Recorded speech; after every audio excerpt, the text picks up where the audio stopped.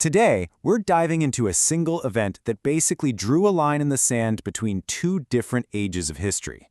We're talking about the incredible, world-changing siege of Constantinople in 1453. This is the story of how one city's fall completely redrew the map and, honestly, the future of the entire world. So, picture this. On one side, you've got the Byzantine Empire. This is the last piece of the ancient Roman Empire holding on for 1,000 years. But now, it's really just a shadow of what it once was. And on the other side, you've got this brilliant, ambitious, and incredibly driven 19-year-old Sultan Mehmed II. He is absolutely determined to take the one city that so many others had failed to conquer. The stage was set for a truly epic showdown. By the middle of the 1400s, Constantinople was kind of a paradox.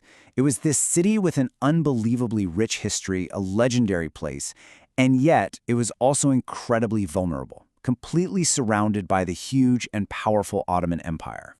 To defend what was supposed to be one of the most fortified cities on Earth, Emperor Constantine XI had just 7,000 soldiers. And get this, about a third of them were foreign mercenaries.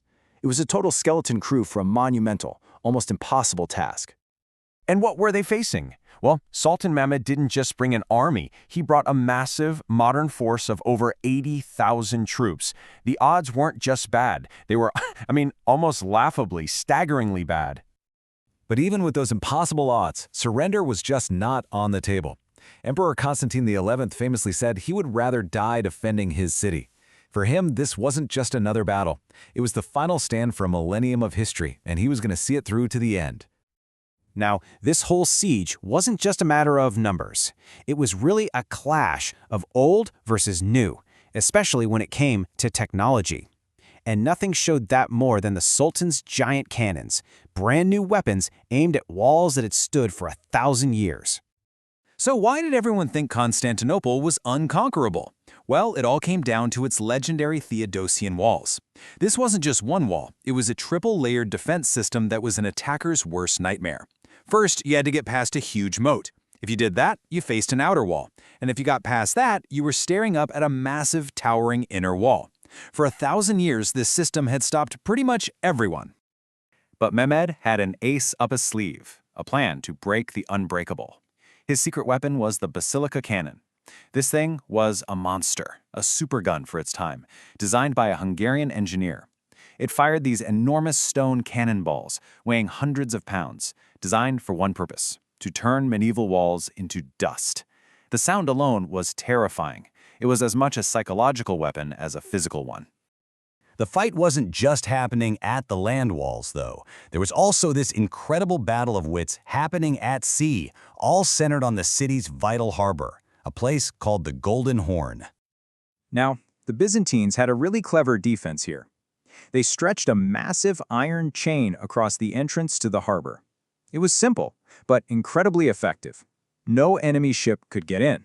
Period. It seemed like a foolproof plan. So this creates a huge problem for Mehmed, right? How in the world do you get your navy into a harbor when there's an unbreakable chain blocking the way? You can't sail through it, you can't smash it. So, what's the move? Mehmed's solution was just brilliant and kind of crazy. He decided to just ignore the water completely.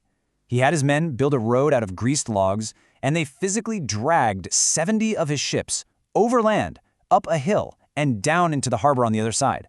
Can you just imagine being a defender, waking up one morning and seeing an entire enemy fleet suddenly floating in the water you thought was totally secure? So after 53 days of nonstop cannon fire and clever tactics, everything was ready for the final all-out assault. It all came down to one day, May 29th, 1453. This was it, the day the world was about to change. In the early morning, Mehmed sent in wave after wave of his irregular troops. Their main job was just to wear down the exhausted defenders. Then came the real push from his elite janissaries. These were the best of the best. But the real turning point, the fatal blow, came down to a simple human error. A small gate, called the Kirkoporta, was accidentally left unlocked.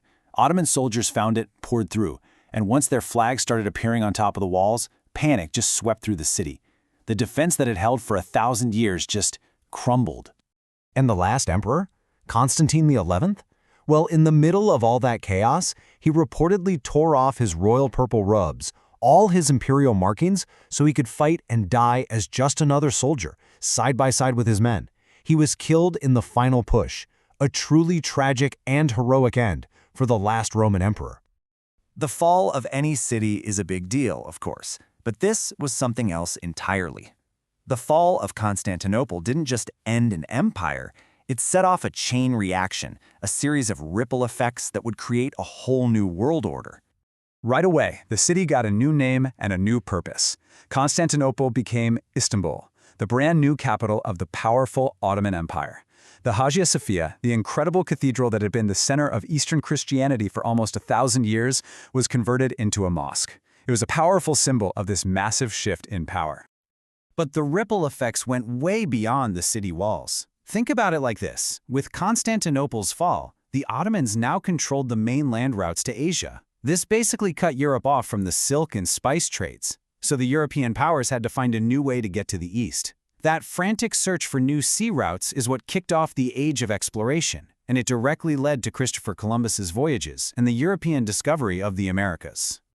So, to boil it all down, on May 29, 1453, the Byzantine Empire, that last piece of ancient Rome, was gone for good after more than 1,000 years. But its fall was also a beginning. It was a massive catalyst that helped shove Europe out of the Middle Ages and into the Renaissance and the Age of Exploration. It's just a powerful reminder of how a single moment, a single day, can completely pivot the course of history. Which kind of leaves you with the big question, doesn't it? What single event happening today, a new technology, a political shift, anything, could totally redirect the course of the next 500 years? Something to think about. Thanks for tuning in.